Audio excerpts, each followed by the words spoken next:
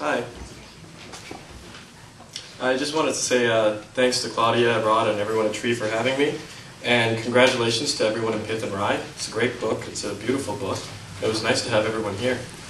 I'm going to talk about Milton Acorn, and I didn't know the best way to introduce Milton, but I figured the best way would be the same way I heard about him the first time. It was in my Canadian literature class last year with Kevin Gildy, and he said that a few decades ago, he wouldn't say how many, because he was at a party at his thesis advisor's house, and there was a poet passed out in the backyard. Nobody knew who, but in the morning, my professor Kevin was sitting at the breakfast table, and the poet walked in and sat down, and he was still drunk, and he talked to Kevin about the history of cats for a long time. And then he got up to get a drink from the fridge and defecated himself there. This isn't an uncommon introduction to Milton Acorn, but there are reasons for the way he is the way he was. In Prince Edward Island, where he was born in 1923, Milton Acorn was a World War II veteran and a carpenter. Later in Montreal, he was a poet, socialist, and friends with Margaret Atwood, Irving Layton, and Al Purdy, and many others. In Toronto in the early 60s, he was Gwendolyn McEwen's husband for a very, very brief time. After that, he was in an asylum.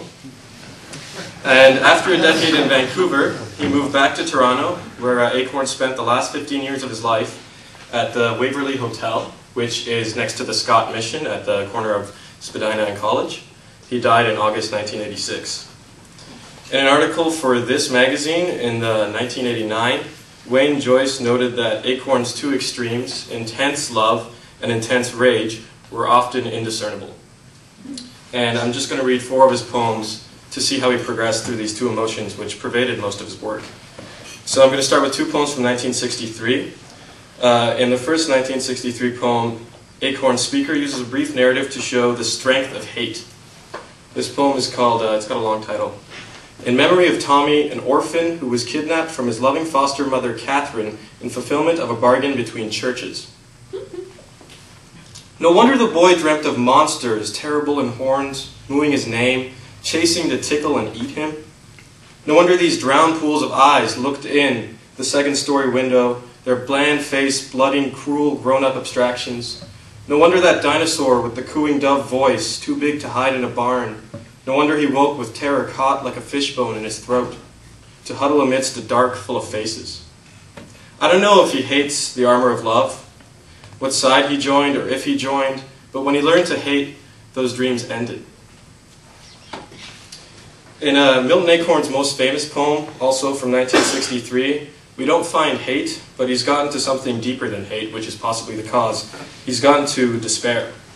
And this poem is called I've Tasted My Blood. If I can find it. Okay. I've tasted my blood. If this brain's over-tempered, consider that the fire was want and the hammers were fists. I've tasted my blood too much to love what I was born to. But my mother's look was a field of brown oats, soft-bearded, her voice rain and air rich with lilacs, and I loved her too much to like how she dragged her days like a sled over gravel. Playmates? I remember when their skulls rolled. One died hungry, gnawing gray porch planks. One fell and landed so hard he splashed. And many came up atom by atom in the worm casts of Europe. My deep prayer a curse. My deep prayer the promise that this won't be. My deep prayer my cunning, my love, my anger, and often even my forgiveness that this won't be and be. I've tasted my blood too much to abide what I was born to. 6 years later, in 1969, Acorn wrote poems that were able to move past despair and recognize the paradoxical interdependence of love and hate. First is The One-Eyed Seaman, from 1969. One violet eye open in a glass stare, he dozed all night in a metal chair. Reminded me so much of you and your old strength that I bought him a coffee for breakfast. He chuckled around his warmed belly, this skeptic believing in a strong pulse, so fierce in his likes, joyous in his hates, he reminded me of you, who haven't gone hungry for a long time and find despair a comfort. The second poem is called In Addition. It's also from 1969.